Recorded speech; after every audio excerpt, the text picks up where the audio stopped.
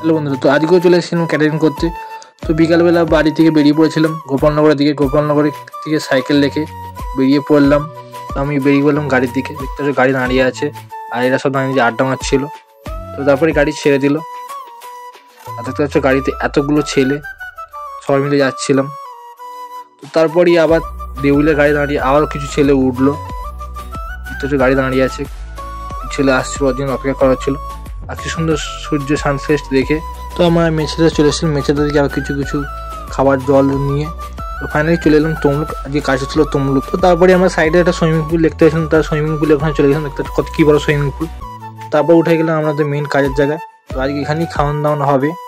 তো তারপরে চলে গেছিলাম মেন ডেকোরেশনের কাছে। তো ওইটাই আজকে decoration organise by PS caterers. তো তোমরা ফুল ডেকোরেশনটা দেখো।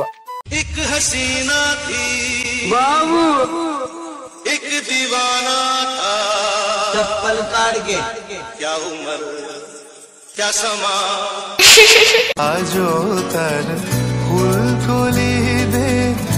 তারপরে আমি মুড়ি খেতে বসে পড়লাম। মুড়ি খেয়ে রেডি হয়ে চলে এলাম স্টলে। দেখতে পাচ্ছ স্টলে আমি ধুতি পাঞ্জাবি করে দাঁড়িয়েছিলাম।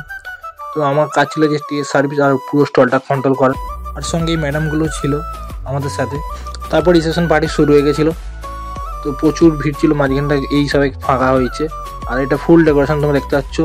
আর আমরা এরকম স্টেজ সার্ভিস ছিল, আর এরা তিনজন ছিল স্টলে। ওকে দেখ ভিডিও করতে বলছি ইয়ো। তারপর আমাদের স্টলের কাজ শেষ হয়ে যেত, আমরা চলে গেছিলাম ওপরে যেখানে খাওয়ান দাওয়ানো ছিল। দেখতে পাচ্ছ এখানে খাওয়ান দাওয়ানো চলছে। তো ওরা খাওয়াচ্ছিল, আমরা বসেছিলাম। তো তারপরেই সবাই মিলে খেতে বসে বললাম। তো আমি আজকে পোলাও আর খাসি নিয়েছিলাম, বেশি কিছু খাইনি। তারপরে বেরিয়ে পড়লাম বাড়ির দিকে। তো কাজ শেষে বাড়ির দিকে বেরিয়ে পড়লাম। তো গাড়ির দিকে দেখি এত ভিড় হয়ে গেছে, গাড়িতে উঠবো কী করে। তো আজকে ভিডিওটা এইটুকুনি। Tata bye bye.